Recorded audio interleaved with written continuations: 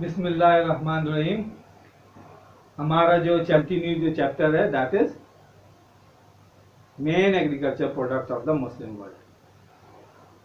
इसकी previous lecture में बहुत डिटेल के साथ हमने कौन कौन सी प्रोडक्ट्स मेन एग्रीकल्चर प्रोडक्ट्स में कौन कौन सी प्रोडक्ट्स हमने डिस्कस की। नंबर 1 वूल, कॉटन, रबर, टी, कॉफी, ये सारी प्रोडक्ट्स हमने डिस्कस कर दी। अब जो रिमेनिंग प्रोडक्ट्स हैं that is cocoa, wheat and rice. आज के हम चैप्टर में ये 3 प्रोडक्ट्स को डिस्कस करेंगे मुस्लिम वर्ल्ड के। Number 1 cocoa. कोकोआ जो प्रोडक्ट है बेसिकली ये साउथ अमेरिकन ओरिजिनेटेड है और जब कोलंबस ने अमेरिका डिस्कवर किया तो वहां उसने मैक्सिको में जो है फर्स्ट टाइम इसको देखा और कि इस फ्रूट को, और उस वक्त उसने कहा कि ये वहां के लोग इसको क्या कहते थे, cacao.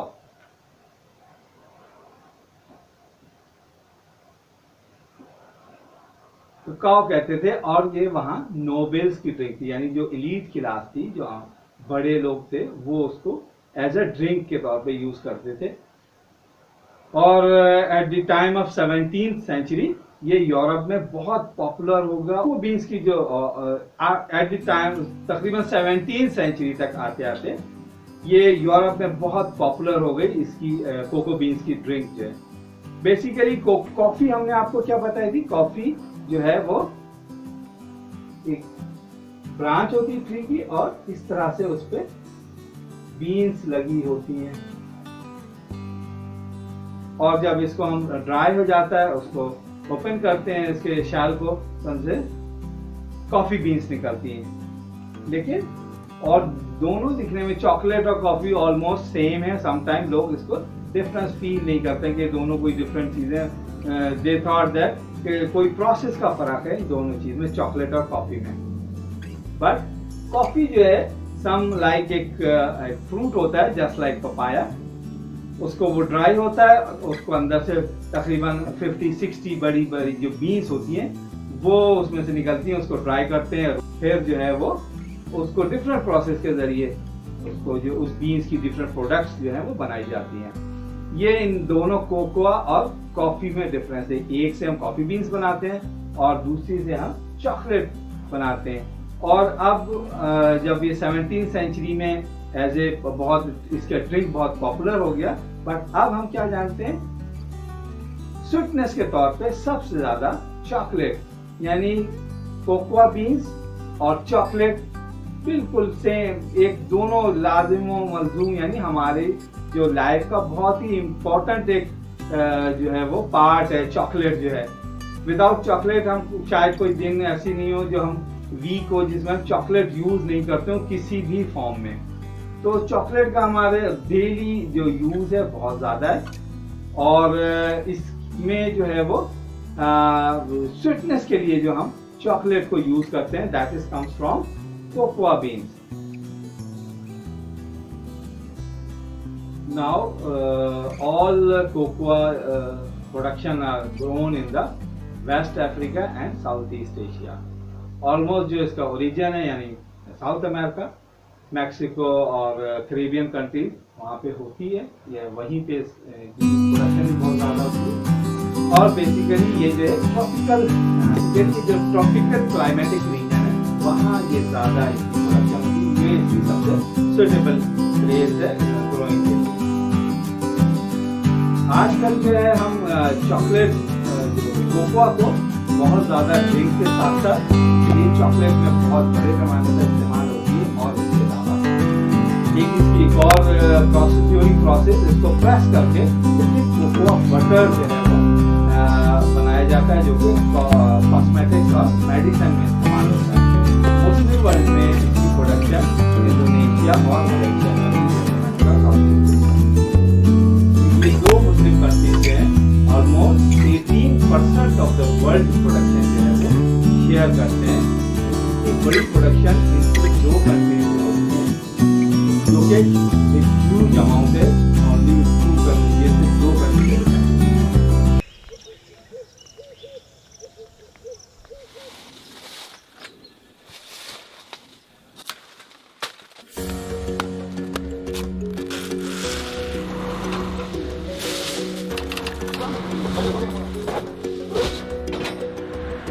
A remarkable journey takes the humble cocoa bean from a tropical plantation to one of the world's most loved products.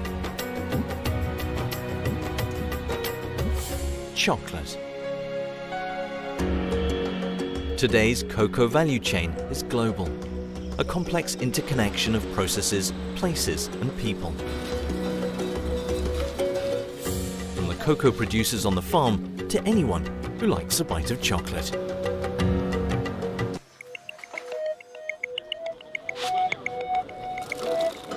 Let's see who plays a role in keeping the cocoa value chain safe.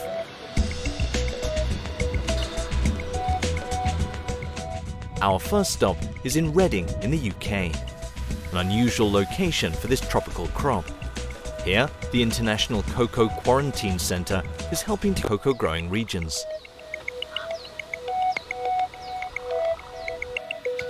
The centre reduces the risk that these pests and diseases spread worldwide.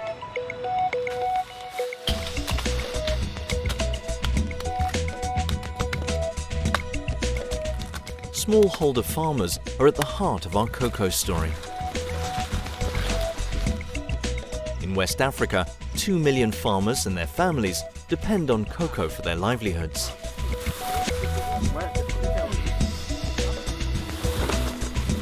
Management. Farmers can access training on good agricultural practices and on post-harvest handling, such as the fermentation and drying of the cocoa beans. In safety.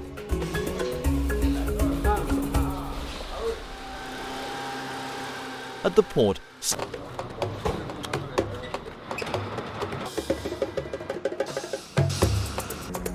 the cocoa then travels to major cocoa import hubs around the world, such as Amsterdam. Dutch authorities check the paperwork before the beans can be officially imported. Then they go to buyers' warehouses where every load is sampled and tested, keeping the value chain safe. Our beans are now one step closer to the end product. Companies along the value chain pay close attention to consumer health by promoting food safety management systems recommended by Codex Alimentarius. That means putting in place strict hygiene measures for workers, regularly controlling processes and products. During the manufacturing process, the beans are shelled, roasted and ground and turned into cocoa liquor. The liquor is pressed to extract cocoa butter and other intermediate products. The cocoa liquor is mixed with cocoa butter, sugar and other ingredients such as milk to make chocolate. Trends show more value is now being added where the cocoa is. From here on, it's up to industry with their closely guarded recipes to produce well-loved chocolate brands.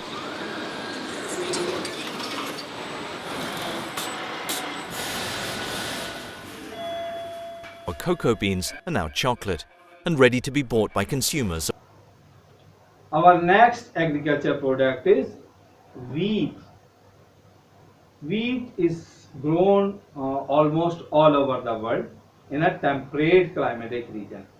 क्योंकि wheat की production या wheat की growing के लिए temperate climatic region जो है सबसे suitable जो climate है.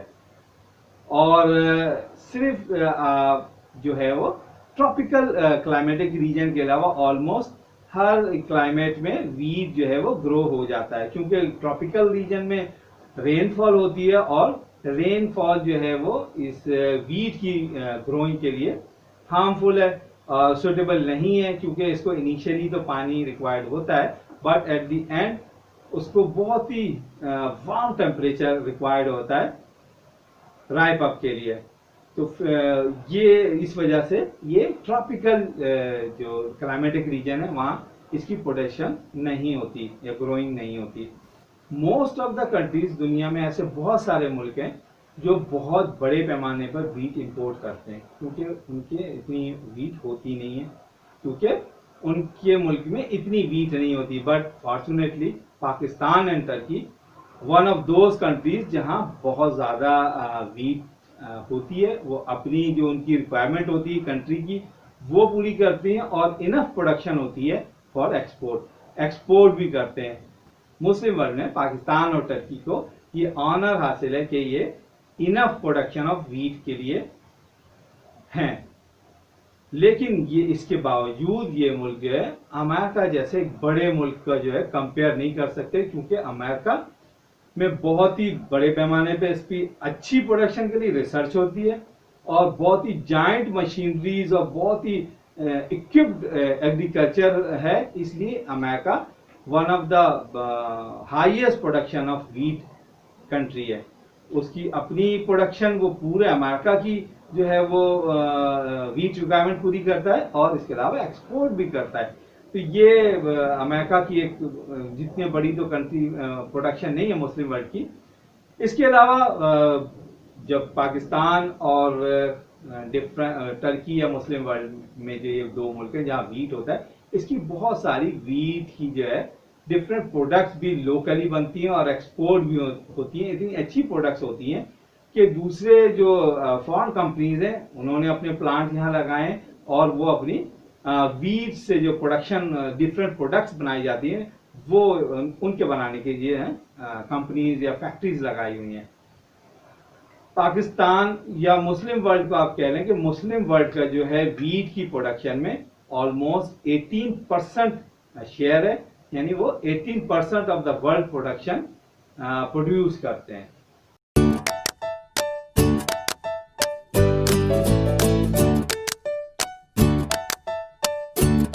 On our farm we grow sheep, cattle and crops. One of the crops we grow is wheat, which you can see behind me here. The variety wheat here is Trojan. It'll be used to make flour, which we could make bread. To flour, and flour is used to make pizza dough. I wonder how long it takes to get this crop from the paddy to the plate. We'll cultivate our paddocks, and then after we've cultivated them, we'll sow them with an air seeder. The little seeds are blown down air hoses and are sown about 3 centimetres into the soil. The tractor drives in long straight rows up and down our paddock using auto steer, which means that tractor drives itself and we don't have to use our hands to steer it. After sowing, we'll actually get our sprayer out and we'll spray the weeds that grow as well to make that crop nice and clean. The wheat is sown in May or June, and Lockie says lots of sunshine and rainfall is needed to help it grow over the next 8 months. Around December or January, it's harvest time. We know the crop is ready to harvest when the heads bend over and we grab a handful of wheat and rub it in our hands and it's nice and dry. When the summer sun starts beating down, it's time to take a good look around. Feel that grain between your hands. Let's start harvesting. This has a big wide comb. The knife cuts the grain to give a new home. Way up in that big full box. Crikey, mate, watch out for that fox. Do the harvest hop. Luckily, Lockie doesn't have to pick it all by hand. That's the combine harvester's job. A cutter bar inside the header cuts the crop, and then it's fed into a large sifter that separates the grain from the plant. The grain is fed into the harvester's storage tank, and the stalks are all left behind. It's amazing to think that the harvester is steering itself using GPS technology. There's no farmer holding the steering wheel. Just look how straight all of those rows are. Cereal crops are great to eat. Barley, oats and all the yummy wheat. Mill 'em, crack 'em or eat 'em whole. You know it's all wheat in your big browns to the hectare, I think. Keep the trucks up, we'll get this crop off before it drops. Crop off before it drops. When the harvester is full, the grain is emptied out into a field bin, a truck or a chaser bin, like Lockie has. Then it's poured into even bigger bins called silos, ready for delivery to a flour mill or packaging plant. And we've got it. And if we haven't got a blender at home, we can knead it by hand. Okie dokie, George, now our dough's finished. We need to put this aside, let it rest for the next 20 minutes until it doubles in size. Make sure you add loads of veggies to your tomato sauce base. Okay, George, we now have our beautifully risen dough. So when applying your tomato sauce, be careful to keep your edges clear. We want that nice crispy crust that we all love. That's fantastic. Hey George, I reckon you can pass Lucy that mozzarella cheese there. Thank you, George. So our mozzarella cheese is that nice stretchy cheese that you see when you have a pizza. That is awesome. It's also a great dairy food.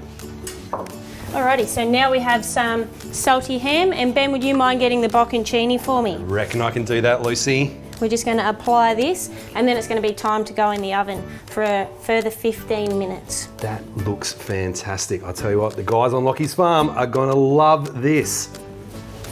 Awesome, let's pop it in. Cool.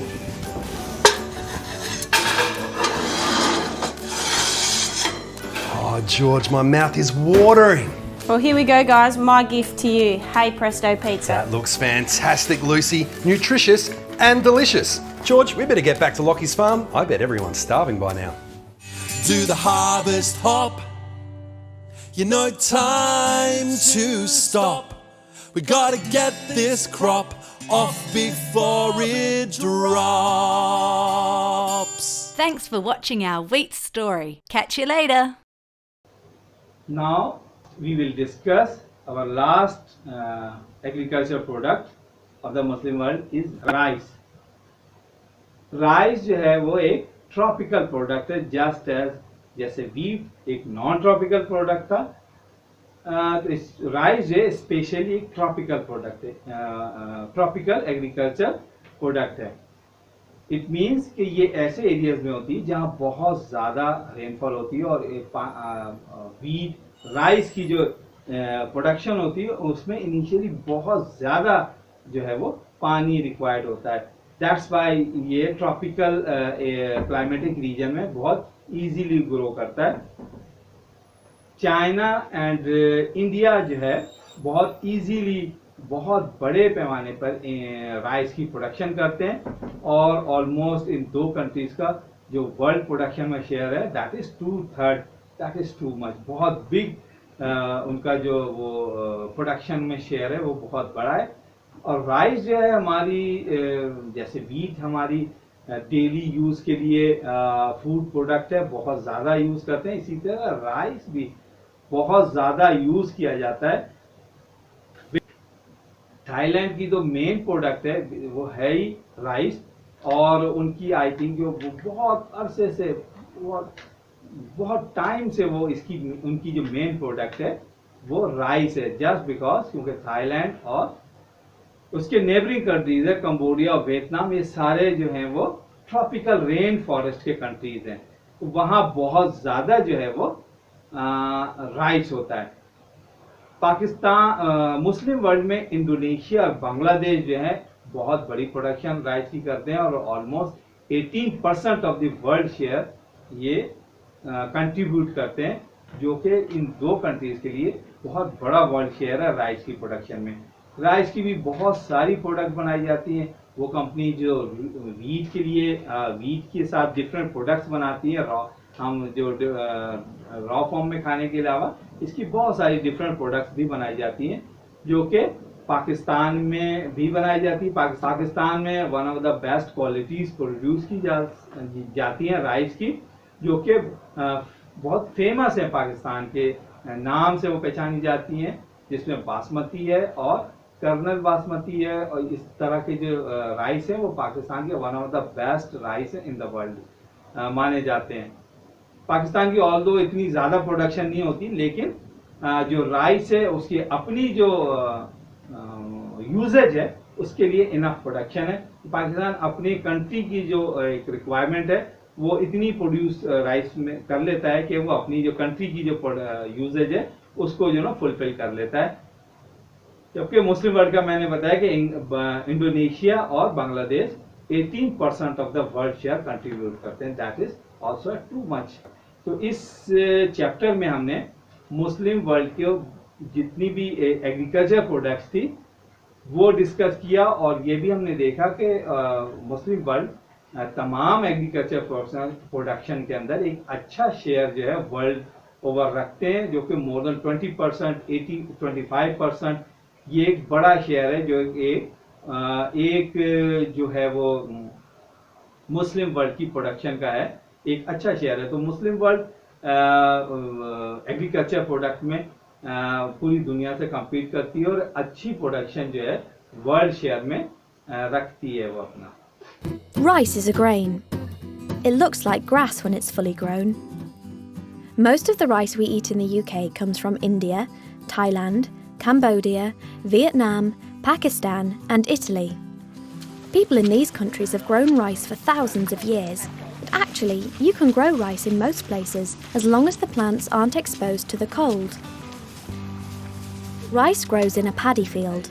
It's different to a field you might see in this country because it's usually flooded with water, which is just how the rice plants like it. The water protects the rice plants from extreme heat and cold and stops the weeds from growing by making the ground too waterlogged for them to take hold. Some rice fields are irrigated with water from nearby rivers. Others are rain-fed areas containing water that falls during the monsoon season. The rice plants start their growing cycle in a nursery paddy field.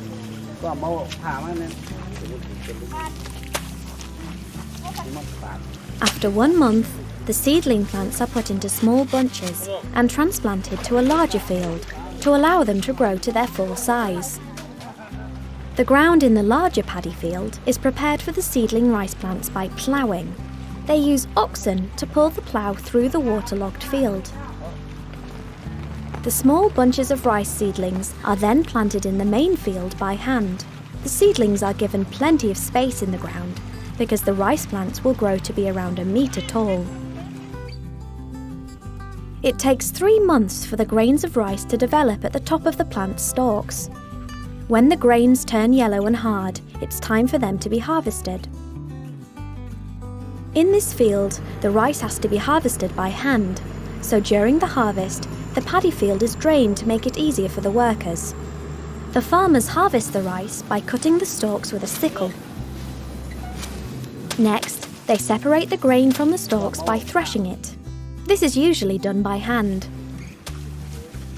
In some places, the rice is spread out, like this, and the heat of the sunshine dries it out. But often, the rice is stored in large silos, and using dryers, they heat up the air to dry out the rice. Once the rice is dry, the rice grain is separated from the outer husk using this machine. Now it's ready to be placed into these 1-ton bags and transported to rice mills in Europe.